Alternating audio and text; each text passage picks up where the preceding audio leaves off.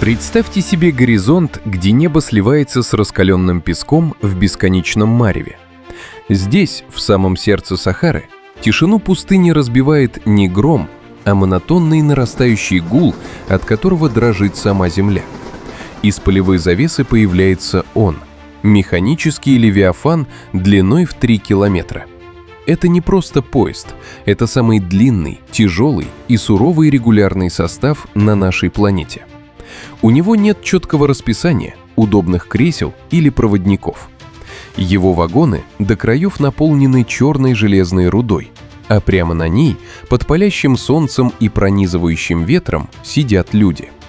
Они преодолевают сотни километров в условиях, которые кажутся невозможными для жизни, превращаясь в живые статуи из пыли. Это путешествие сквозь пустоту, где единственная ошибка может стоить всего, а конечная остановка находится там, где заканчиваются карты. Досмотрите до конца, и вы узнаете, как этот стальной гигант в одиночку удерживает целую страну от краха, и какую цену платят те, кто решился на это безумное странствие. Добро пожаловать на борт Мавританского экспресса, железной артерии, которая, вопреки здравому смыслу, пересекает океан песка. Сегодня мы отправимся в путь по самой опасной железной дороге мира, чтобы увидеть то, что обычно скрыто за горизонтом. Чтобы понять, почему этот поезд вообще существует, нужно взглянуть на карту Западной Африки. Мавритания – это страна, которая буквально сражается за каждый квадратный километр, пригодный для жизни Земли. Почти 90% ее территории занимает Сахара, величайшая пустыня мира. Здесь нет полноводных рек, густых лесов или привычной нам дорожной сети. Вместо этого бескрайние плато, зыбучие дюны и палящее солнце, которое превращает почву в раскаленный панцирь. В этом суровом краю единственным смыслом существования государства стала узкая стальная полоса длиной 704 километра. Эта железная дорога соединяет два критически важных пункта – глубоководный порт Нуадибу на побережье Атлантического океана и затерянный в песках промышленный центр Зуэрат. Зуэрат – это не просто город, это сердце мавританской экономики. Он расположен у подножия массивных гор из железной руды. Для Мавритании эта руда как золото. Если ее не вывозить и не продавать, страна просто не сможет выжить. Именно поэтому в 60-х годах прошлого века люди решили построить здесь рельсы. Это был настоящий вызов природе. Строить дорогу пришлось там, где раньше ходили только караваны верблюдов. Весь путь проходит через места, где почти не живут люди, а жара такая, что камни трескаются. Сахара постоянно пытается забрать эту дорогу себе. Ветер гонит песок, и огромные барханы могут засыпать рельсы за несколько часов. Железная дорога идет вдоль границы, по самому краю опасных территорий. Здесь нет места для ошибки. Если поезд сломается или путь завалит песком, город в пустыне останется без еды и воды. Для местных жителей это не просто транспорт, это способ связи с миром. Пока по рельсам стучат колеса, у страны есть будущее. Каждый метр этой дороги – это победа человека над великой и пустой пустыней. Мавританский поезд – это настоящий монстр из стали. Забудьте про обычные электрички. Этот состав больше похож на гигантскую змею, которая растянулась на 3 километра. Чтобы вы понимали масштаб, если вы встанете в начале поезда, то его конец будет едва виден на горизонте. Это самый длинный и тяжелый поезд в мире. Чтобы сдвинуть такую махину с места, нужно 3 или 4 огромных тепловоза. Их двигатели специально переделали, чтобы они не забивались песком и не глохли на дикой жаре. В один такой поезд цепляют до 250 грузовых вагонов. Каждый из них доверху набит тяжелыми камнями железной руды. Весь этот состав весит около 20 тысяч тонн. Представьте, какая это невероятная сила. У такого гиганта чудовищная инерция. Если машинист захочет резко остановиться, поезду понадобится еще несколько километров пути, чтобы замереть. Поэтому в пустыне действует жесткое правило. Поезд не тормозит ни перед чем. Он просто не может этого сделать физически. Грохот этого великана слышно за много километров. Почва начинает дрожать задолго до того, как покажется локомотив. Песок в Сахаре работает как наждачная бумага. Он вгрызается в металл колес и рельсов, поэтому все изнашивается очень быстро. Чтобы этот гигант продолжал движение, в депо круглые сутки работают сотни механиков. Они буквально по частям пересобирают узлы, которые пустыня пытается превратить в труху. Мавританский поезд – это чудо техники, которое каждый день доказывает, даже самая жаркая пустыня на планете может покориться грубой силе стали и мощным мотором. Самое удивительное в мавританском поезде – это то, как в нем ездят люди. Представьте состав длиной в пару километров, где на сотни грузовых вагонов приходится всего 1 или 2 пассажирских. Это старые разбитые вагоны, в которых всегда невероятно тесно. Мест на всех не хватает. Внутри стоит удушающая жара и пыль. Поэтому большинство местных жителей выбирают другой путь. Они просто забираются наверх, в открытые вагоны, прямо на куче железной руды.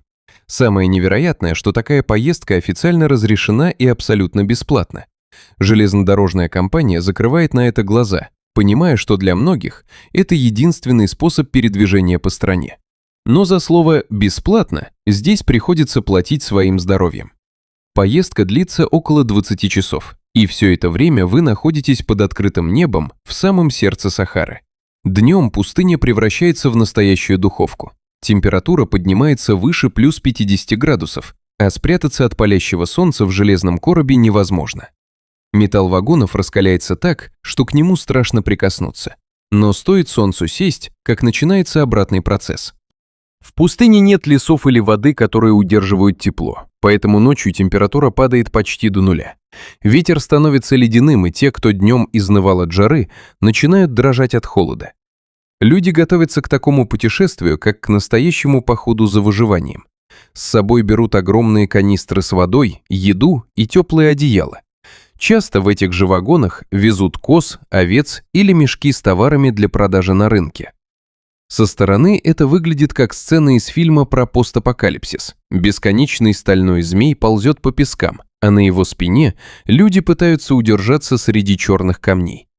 Для местных это не экстрим и не приключение, а суровая реальность. В Мавритании нет хороших дорог через пустыню, а билеты на самолет стоят слишком дорого. Поэтому этот бесплатный билет на кучу руды остается для тысяч людей единственной связью с миром, несмотря на всю тяжесть и опасность такого пути. Главный герой этой железной дороги вовсе не локомотив, а то, что он везет. Железная руда в Мавритании особенная. Она очень мелкая, сухая и летучая. Как только поезд набирает скорость, вагоны превращаются в настоящий эпицентр пылевого ада. Ветер Сахары подхватывает мельчайшие частицы металла и закручивает их в черные вихри. Эта пыль совсем не похожа на обычную дорожную грязь. Она тяжелая, едкая и обладает характерным металлическим блеском. Всего через пару часов пути все вокруг, ваша одежда, кожа и даже еда, покрывается ровным слоем угольно-черного налета. Для пассажиров в открытых вагонах эта пыль становится главным врагом. Она проникает абсолютно везде.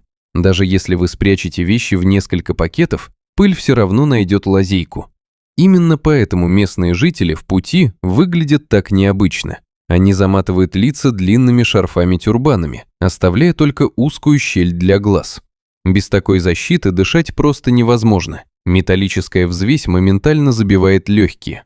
К концу поездки люди превращаются в живые статуи из графита. Даже брови и ресницы покрываются плотным слоем черного порошка, который потом приходится отмывать часами. Но проблема не только в чистоте. Железная пыль работает как наждачная бумага. Если она попадает в глаза, это вызывает сильную боль. А на коже под жарким солнцем она превращается в липкую грязь. Есть или пить в таких условиях – то еще испытание. Каждое движение челюстями сопровождается неприятным хрустом на зубах. Даже вода в плотно закрытых бутылках со временем начинает отдавать железом. Пассажиры стараются лишний раз не шевелиться, чтобы не поднимать новые облака этой черной взвеси. Несмотря на это, работа на рудниках не прекращается ни на минуту. Люди привыкли к этому черному снегу Сахары. Для них это признак того, что жизнь в стране продолжается. Мавританский поезд оставляет за собой длинный черный след, который виден даже из космоса. Это изнурительный и грязный процесс, но именно эта пыль кормит целую страну. Путешествие в таком вагоне – это момент, когда ты буквально кожей чувствуешь, как железо и песок становятся частью тебя. Глядя на этот состав со стороны, трудно поверить, что в таких условиях можно обустроить хоть какой-то быт. Однако за десятилетия мавританцы научились превращать грузовые вагоны в подобие временного жилья. Первым делом пассажиры готовят себе место для отдыха. Железная руда – это не мягкий песок, это острые и холодные камни. Люди разгребают их руками, создавая в вагоне небольшие лунки. Такие углубления помогают спрятаться от мощного встречного ветра, который на скорости становится просто сбивающим с ног. Сверху стелют картон или плотную ткань, чтобы хоть немного смягчить жесткую поверхность. Самая удивительная часть этого путешествия – чайная церемония. Для жителей Мавритании чай – это важнейший ритуал, который они не пропустят даже на вершине рудного состава. Пассажиры берут с собой маленькие газовые горелки и крошечные чайники.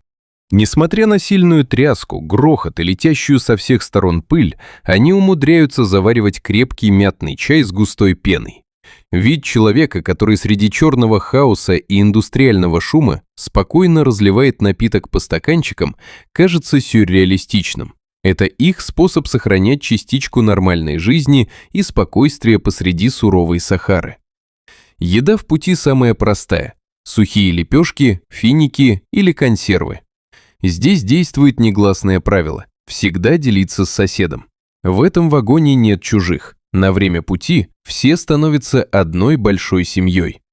Когда наступает ночь, разговоры стихают и люди пытаются заснуть, буквально зарываясь в руду, чтобы сохранить тепло.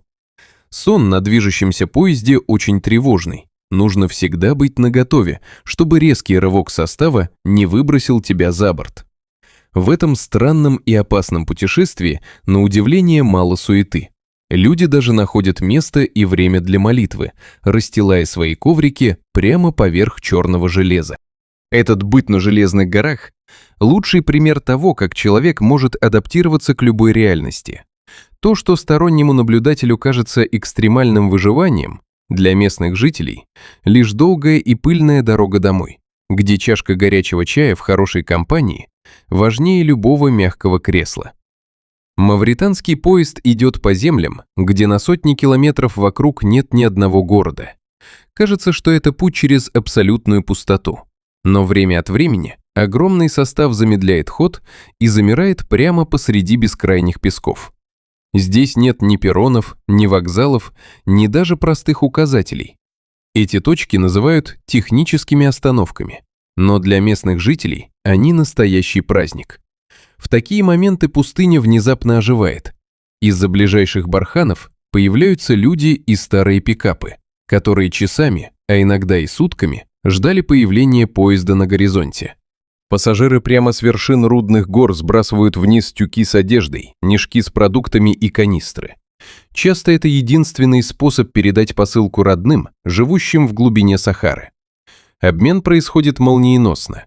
Пока локомотив тяжело дышит, набирая сил перед рывком, люди внизу подхватывают грузы, выкрикивая новости тем, кто едет наверху. Порой стоянка длится всего пару минут, и за это время нужно успеть совершить десятки дел. Это уникальная логистика, основанная на доверии и точном расчете. Самый ценный груз, который передают из вагонов, это обычная питьевая вода. В некоторых составах есть цистерны, но чаще это просто связки пластиковых бутылок. В центре Сахары вода ценится дороже золота, и поезд – единственная артерия, которая доставляет ее в отдаленные поселения. Без этих коротких встреч жизнь кочевников была бы невозможна. Для них звук приближающегося состава – это звук самой жизни. Когда поезд снова трогается, люди на песке еще долго смотрят ему вслед, пока последний вагон не растворится в пыльном мареве. У таких остановок нет четкого расписания. Поезд может опоздать на полдня или прийти намного раньше. Местные жители ориентируются не по часам, а по едва уловимой вибрации земли и гулу, который разносится над дюнами. Эти люди кажутся настоящими призраками пустыни. Они появляются из ниоткуда и так же быстро исчезают, как только железные колеса начинают свой бег. Для пассажиров на руде это редкий шанс спрыгнуть на землю, размять ноги и хоть немного стряхнуть с себя черную пыль перед новым многочасовым броском к океану. Мавританская железная дорога не прощает беспечности. Для туриста это может показаться захватывающим аттракционом, но для местных жителей это зона повышенного риска, где каждый шаг должен быть продуман. Самая главная опасность таится не в климате, а в физике самого поезда. Из-за огромного веса и длины в 3 километра состав движется не плавно, а рывками. Когда машинист прибавляет газ или начинает торможение, по всей цепи вагонов проходит мощная ударная волна. Если в этот момент вы стоите на краю или неудачно закрепились на руде, этот толчок может просто выбросить вас из вагона под железные колеса. Не стоит забывать и о резких перепадах температур. Организм человека, измотанный дневной жарой в 50 градусов, ночью оказывается совершенно беззащитен перед ледяным ветром. Переохлаждение здесь вполне реальная угроза. Именно поэтому в Мавритании говорят, что на этот поезд нельзя садиться без двух вещей – тюрбана на лице и железной воли внутри. Но несмотря на все эти риски, за десятилетия эксплуатации здесь выработался свой кодекс чести. Если кто-то из пассажиров видит, что сосед в опасности или слишком близко подошел к краю, его обязательно окликнут и помогут. В Сахаре одиночка не выживет, и мавританский поезд – лучшее тому подтверждение. Это суровая школа жизни, где каждый рейс – это сданный экзамен на право называться настоящим сыном пустыни. В эпоху скоростных магистралей и беспилотных автомобилей мавританский поезд выглядит как пришелец из далекого прошлого. Казалось бы, почему за столько лет здесь не построили современное шоссе или не пустили комфортабельные автобусы? Ответ кроется в характере самой Сахары. Пустыня – это не застывшая картинка, это движущаяся стихия. Огромные дюны высотой с многоэтажный дом постоянно перемещаются под действием ветра. Любой асфальт здесь обречен, песок поглощает его за считанные дни, превращая дорогу в непроходимые завалы.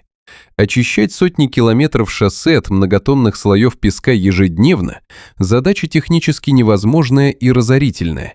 Железная дорога в этом плане оказалась гораздо практичнее.